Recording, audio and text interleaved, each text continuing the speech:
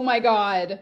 This is the fudgiest brownie I think I've ever made. This is the fudgiest brownie I've ever seen on the internet. Let's test it out. We're gonna start by browning 1 cup of butter. We're gonna start by browning 1 block of butter. And then once this gets all nice and foamy, we're going to add in dry milk powder. I don't have dry milk powder, so I was gonna skip it. Then I went on her website and found out that you can't. So like any single guy in New York on a Tuesday afternoon, I went around Target looking for baby products. Besides his portion size being too big, it's gonna freak out anybody who visits my apartment. Nobody visits his apartment. So I went with the best alternative. Multiplies the little toasty bits in the brown butter to make it even more flavorful. If you put some of this in your milkshake, the boys will be lining up in your yard. We're gonna add in our cocoa powder, and the hot butter will activate the cocoa and enhance that chocolate flavor. Now we'll add half a cup of cocoa powder, and it looks like the mixer is freaking out. Also, the cocoa powder turned everything dark, so how do I know if the butter is properly brown? So after stirring it around for a little bit with my Ligma fork, I'm gonna give it a sniff test.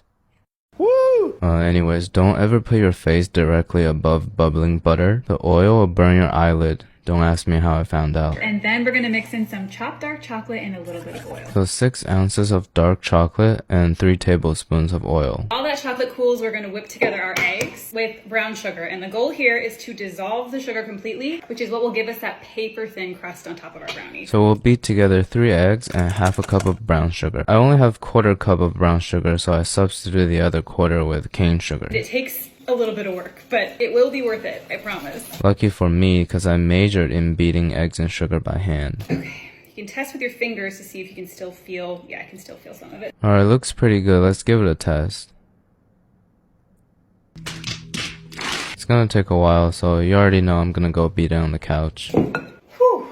Okay, let's see. I think we're good. When the eggs start to look like latte made by a tattooed barista, we can add in the powdered sugar. I'm also including powdered sugar, which will dissolve almost instantly. After I added in the powdered sugar, I realized it doesn't dissolve instantly. It smells incredible. And this makes After we pour in the cocoa brown butter mixture, it does smell incredible. However, it looks kind of like Italian witchcraft. the most gorgeous brownie batter. So after we mix in half a cup of flour, I'll give you a little bit of ASMR food porn.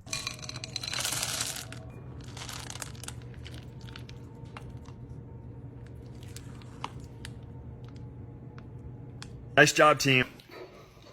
Now these bake at 350 for 30 minutes. So we'll line parchment paper, pour in the batter. My batter looks way thinner than hers, so we'll only go for 15 minutes at 350. And then we're gonna give them an hour to chill before cutting. So here comes the worst part of this recipe, waiting for an hour before I can eat it.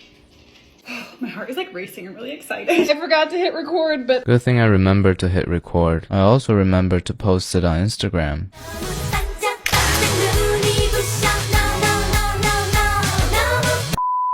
Now it's cooled and just a little bit warm in the center, which is the perfect condition for tasting. A lot of people wonder what the Ligma fork is good for. It's perfect for grabbing the centerpiece of baked goods. This brownie is looking pretty fudgy. Let's give it a taste and rate it 1 through 10.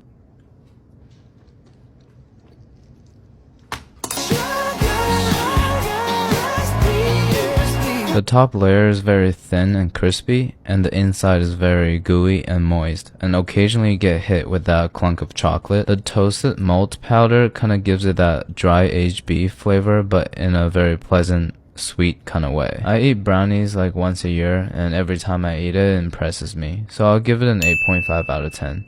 Alright, thank you.